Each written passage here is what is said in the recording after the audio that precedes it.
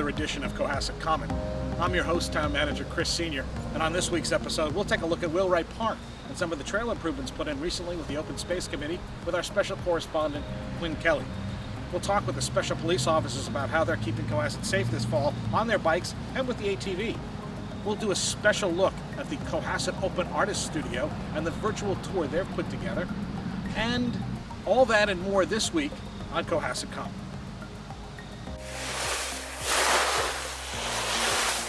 Now let's go to special correspondent Quinn Kelly, who meets with Tom Callahan in Wheelwright Park.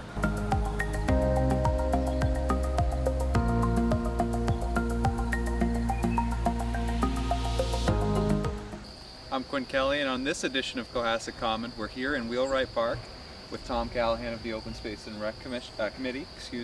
Tom, some exciting stuff going on here in Wheelwright. Yes, we just this past weekend put up signs. You can see one here for all the trails in the Wheelwright Park in the Barnes Wildlife Sanctuary.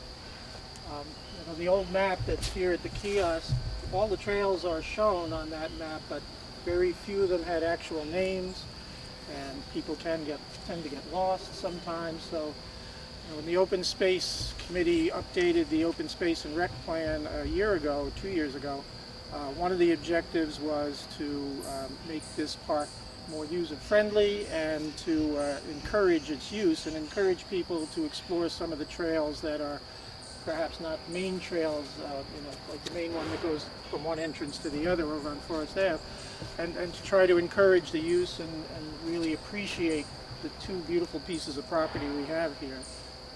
So this is a long project. About how long did it take to kind of get everything together?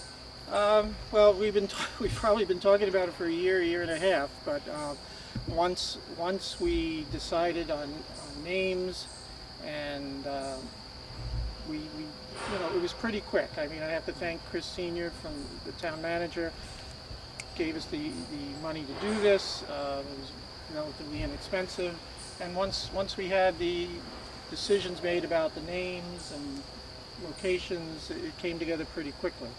And we just picked up the signs 2 weeks ago, and that got them up this weekend. And we had the help of Boy Scout Troop 28, so we had a lot of volunteers out here last Saturday to get these up. Very nice. It's so nice. So many Eagle projects going on around town. It's a really strong scout. Yeah, and then phase 2 is to redo the map. Mm-hmm. There is a project, I understand, ongoing to digitize the trails, so hopefully it'll be on your cell phone, accessible on a cell phone someday. But we're going to need to do new maps with the names, and for each trail, we've given each trail a color and shape symbol, so it'll be easy to follow that way. With another Boy Scout project, hopefully, is to put little trailblazers with those colors and shapes up. Excellent. So you were saying before we cut on here that in this project there's been a lot of just kind of research and all different stuff that's gone into this, and it's a really great history here in Wheelwright. Yeah, I mean, one of my objectives, or our objectives, is to, in this kiosk too, have some more information, and so trying to gather some information about the history of the two pieces of property. The Barnes property is fairly recent. That was purchased, I think, 1990. There were plans drawn to subdivide it into house lots. There's a gentleman by the name of Rich Sylvia who spearheaded the effort to save this property, and as part of the mitigation we got from the T for the train coming back, we got money to help purchase the Barnes property. That was more recent. The Wheelwright property, I understand, was given to the town in 1916 by the Wheelwright family. Looking for a little more details about that, and then Don tells me today that I wasn't aware of that. Putting the trails through was done as a WPA project in the 30s. So has a much longer history and has been available to the town for use, at least since those trails came in the 30s. Excellent. And this is a place that has seen a big uptick in use, already a very well-used place, but obviously with everything that's gone on, I'm sure that the town is really excited to have it more active. Yeah, and again, there's other trails that people may not have explored, off this main trail that are really interesting to go see. And there's a couple of places in here where there were rock formations that previously had names. They were identified on the map. There were some signs. Some of them are long gone. But we've also pointed out some of these interesting rock formations that are through there. Very nice. Well, a beautiful place to walk through, and now all the easier to do so thanks to all the work of the Open Space and Rec and Boy Scout Troop 28. Yeah. Awesome.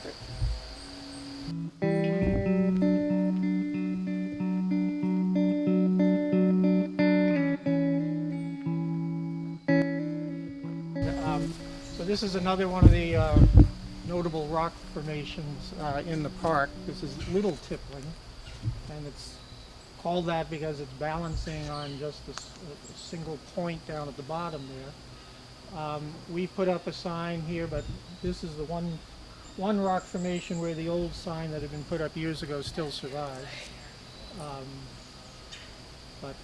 So it's got double signage. But there's another rock further out called Big Tippling. It's just a bigger version of this, but it's another rock that's just sort of balancing on a single point. So it's always been pointed out, it's always been recognized on maps and by signage, so we wanted to just continue that. And then right up ahead, there's a trail named for it as well, right here. And this is a trail that will go out to that intersection when you go around the skating pond. It's probably less traveled than the one we just passed further back, but it's a nice walk to go through there too, and you'll end up out by the skating pond and at the boundary of the Barnes property, and from there you can go through the rest of the park. So, we found, hopefully people will explore some of these other trails that aren't as well traveled, because there's a lot of beautiful spots in both of these parks that should be enjoyed. We have company here. I also want to mention before we finish up is that the town also owns property over by the water plant known as the Papay Reservation. It's pretty much a straight walk around the pond, and you go out to the far side of Lily Pond. Nice walk. We put up a couple of signs there. There's also connections to trails that on town-owned property that eventually lead to Wampatuck and to Whitney Woods, and so we're going to be talking to the Water Commission about putting some signage up and maybe encouraging more use of those trails, because that's an interesting walk too, and you can connect then into the Whitney Woods and Wampatuck systems if you're really ambitious. So right now I'm researching some of the history of some of the old names of trails over that way. So that's it. I hope everybody will come out and enjoy these, and now they find their way. Maps will soon follow. So by coincidence, Sarah Sharon has walked into the park. Sarah used to be on the Conservation Commission, and her son, for his eagle, it was an eagle project. Yep. He, in the Barnes property, he opened up a trail that had been overgrown, cut a new trail through the south part of that property. And then the private Classic Conservation Trust has recently bought some land just to the south. We were donated the land. Donated the land, which is even better. That is, so Nathan cut a trail into that property, and it eventually comes to a point where it just goes down a little cliff looking into the woods, but he's built a bench out there, and it's just a nice little place to sit and rest and just enjoy nature. So her son has been great, and then Nathan and Sarah went out last week, and there's a trail actually in off of Heather Drive. The Barnes property reaches to Heather Drive, and they help do the signage out there. And so his new trail is called the Old Cabins Trail, and it connects with the Boot Preserve Trail, which is the Boot Preserve's the new Cohasset Conservation Trust property that was donated in 2019. So named because it's shaped like a boot. Shaped like a boot. Yep. Wasn't a creek. And the Boot Preserve was like 3 acres. It was kind of stranded that abutted the stone wall of Barnes Wildlife Sanctuary. But by having this new Old Cabins Trail, you can now access this new Conservation Trust property, and it just expands how many acres of open space we have for our dogs and us to walk and enjoy. And the Old Cabins Trail that gets down that part of Barnes is named because the old Boy Scout campsite before they bought their property further down here is there. So you'll pass it and you'll see old what would you call them, campfire setups, perhaps some site of where the campground used to be. That might be something to put a sign up like here just to point it out to people as they walk along, but it'll be pretty obvious to you as you're walking by there.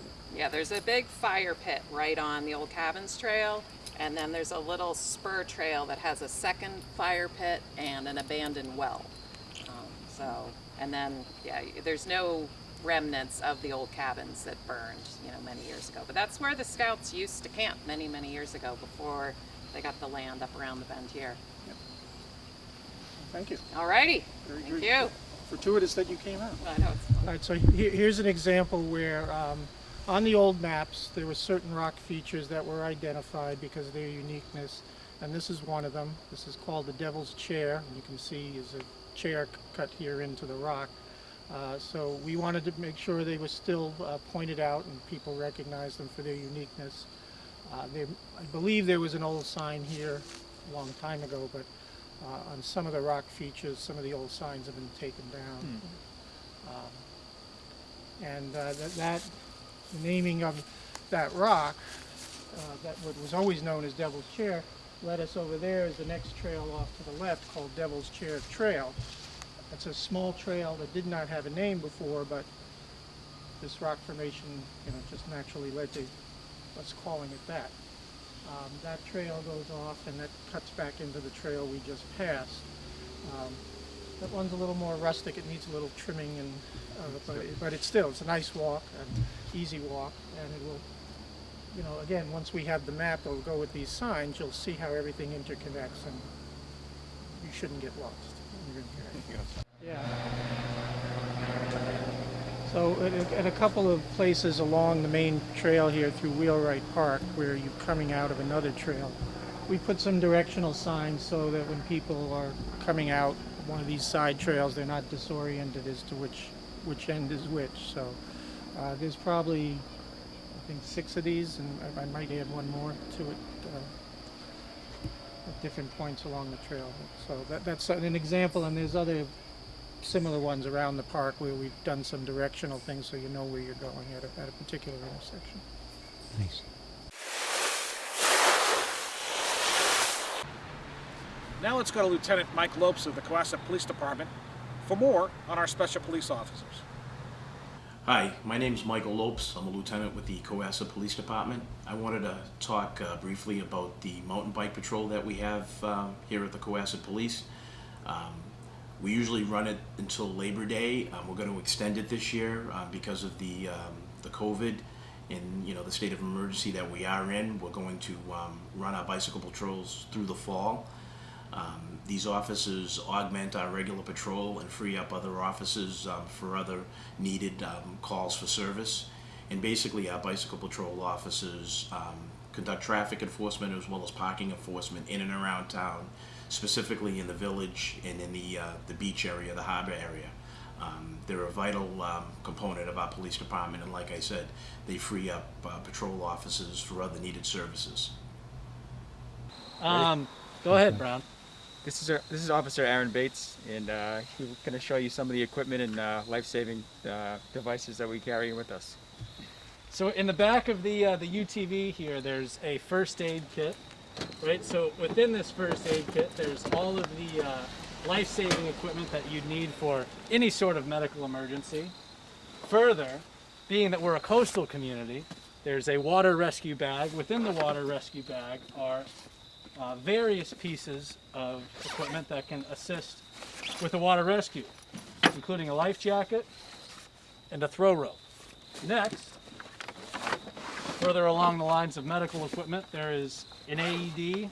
All officers are trained in how to utilize an AED as well as other various first aid equipment within that bag. Further, there is oxygen.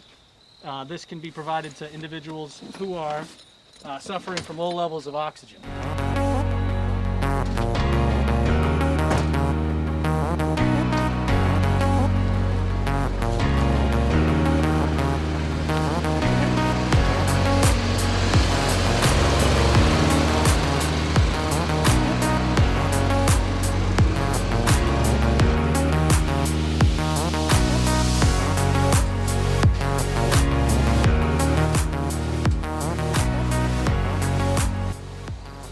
So we also take the bikes into Wampatuck State Park in Whitney Woods.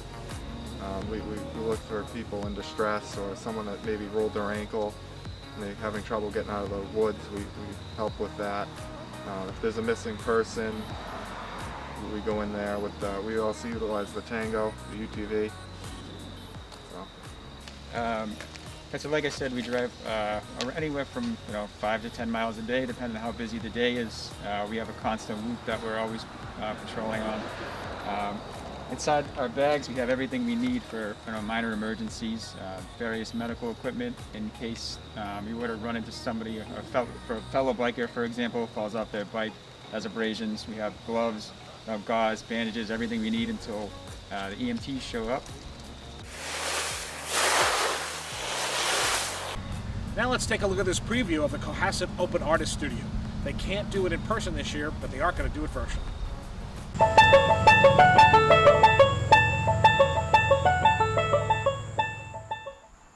Hello, I'm Susan Boswell, and I'm the owner of Barefoot Rugs. Welcome to my studio. I'm very excited to show it to you. My husband built it. We just opened it. It took us about 6 years to come this far, so come on in and take a look. I've always been attracted to fiber arts. There's something about working in yarn or twine or cloth or thread or anything that is made out of fibers I find very appealing.